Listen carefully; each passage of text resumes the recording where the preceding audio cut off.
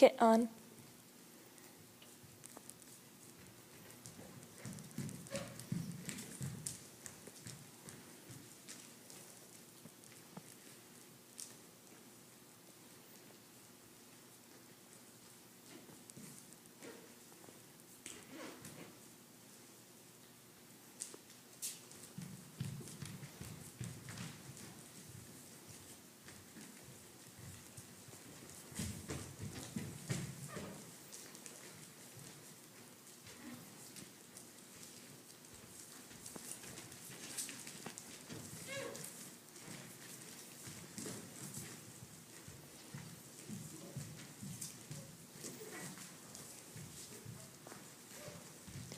Kit leaving.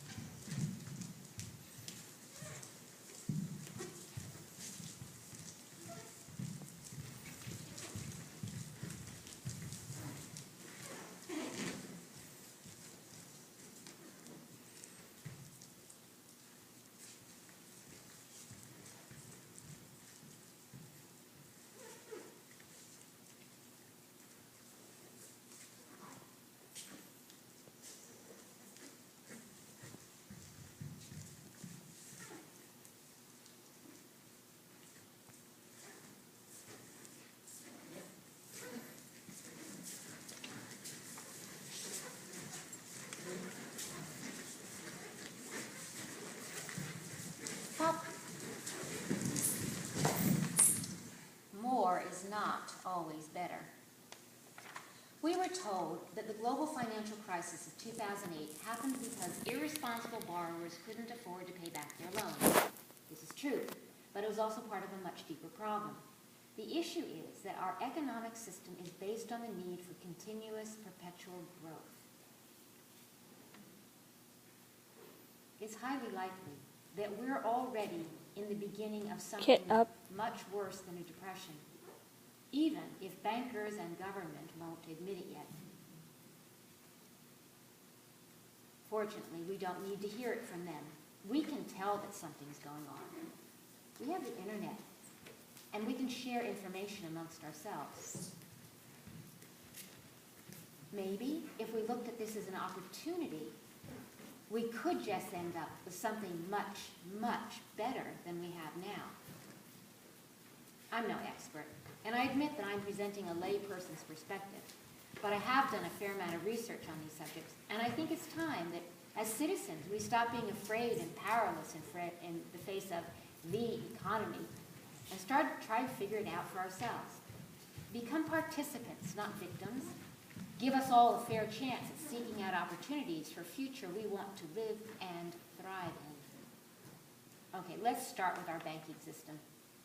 It's commonly believed that banks lend out money that they already have from invested savings.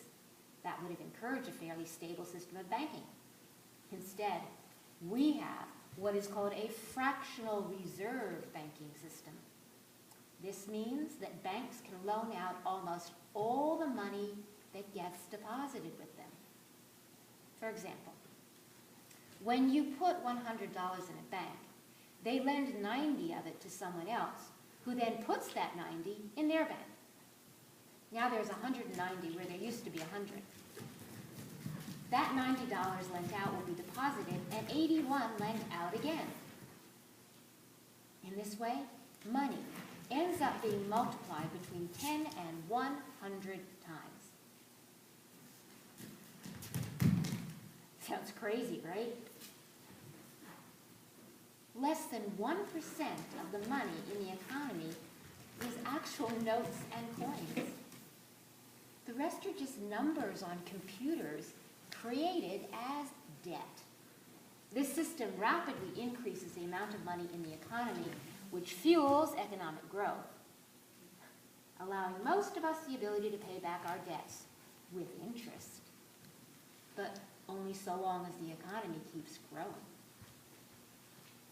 One reason it won't is that ever since the Industrial Revolution, Economic growth has been largely dependent on natural resources like cheap fossil fuel supplies, which are now dwindling. When we first started drilling for oil, it was easy to find. It just spurted out of the ground. We've only been drilling intensively for about 150 years, and oil is no longer easy to find. Now we drill down crazy deep through earth and ocean using expensive and risky technology. We absolutely have to get off fossil fuels, and innovation and technology are essential in doing that. But a common suggestion, technologically driven green growth is only a partial solution because growth itself degrades planetary resources. The truth is, we are living on a planet that has finite resources. In the 1970s, researchers predicted that human overuse of planetary resources would surface at the beginning of the 21st century. Almost on cue, food prices skyrocketed, peak oil got closer, and pollution destabilized the climate.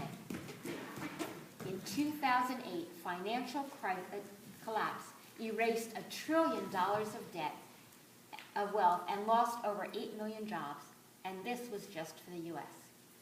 It's as if we've been burning the walls of our house to keep ourselves warm. It can't continue forever. In a growing economy, debts could be paid back, but when debts finally build to an unmanageable... This is just depressing. Economics is a science, and as such, many theories abound. I've been telling you the story through the lens of neoclassical economic theory. Nowadays, pretty much mainstream economic theory, at the heart of which is a very complex character known as Homo economicus. Seriously. I'm not making this up. Everyone in the audience who has studied economics knows this term. Here are some basic tenets. A wholly self-interested person with unlimited wants living in a world with limited resources.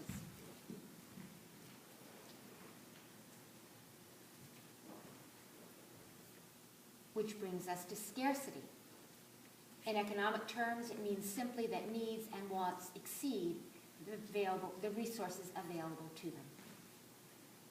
Economics is the study of how society uses its scarce resources. It's the branch of knowledge concerned with the production, consumption, and transfer of wealth. Scarcity results from an imbalance between what one has and what one wants. Insisting that there is always scarcity and that people are solely self-interested takes our collective eye off of possibilities.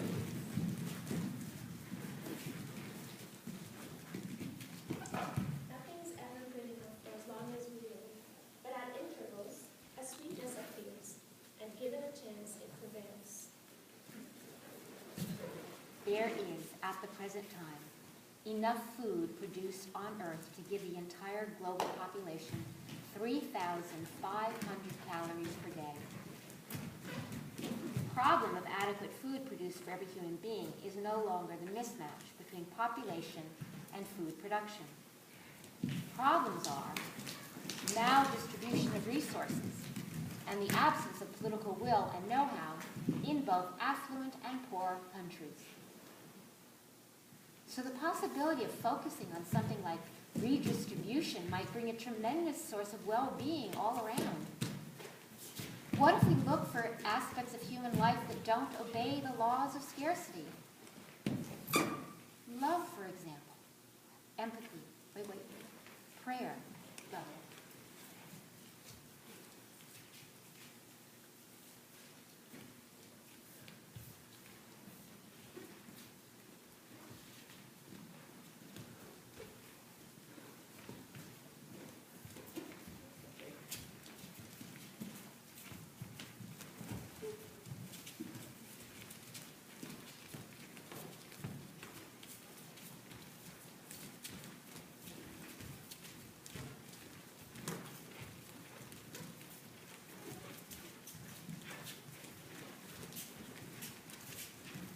Love may be a scarce resource in the sense that Some people may always crave more of it, but it is not scarce in the sense that once you give it to others, you can still have more.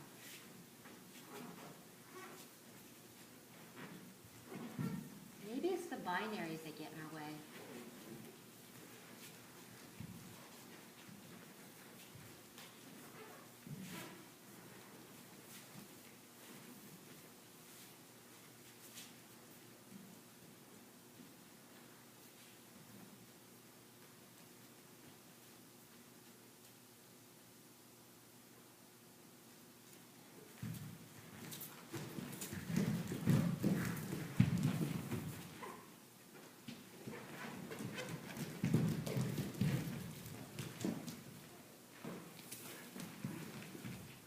In economics, the opposite of scarcity is abundance. But what if scarcity and abundance are on a spectrum that goes something like this?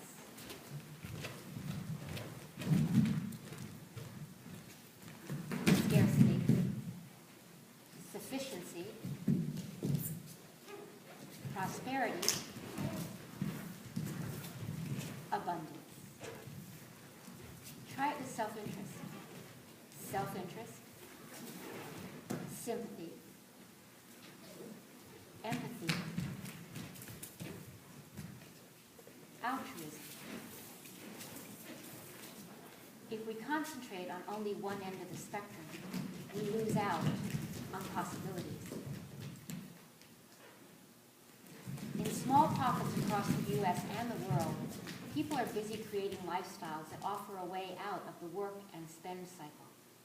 The consume to the point of vanished resources dead end. Their lives are scarce in conventional consumer goods and rich in the newly abundant resources of time, information, creativity, and community.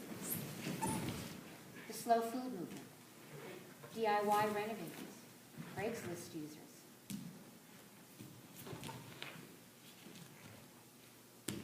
In encouraging us to value our gifts, nature, community, intelligence, and time, we have an opportunity to participate in creating a world of wealth and well-being.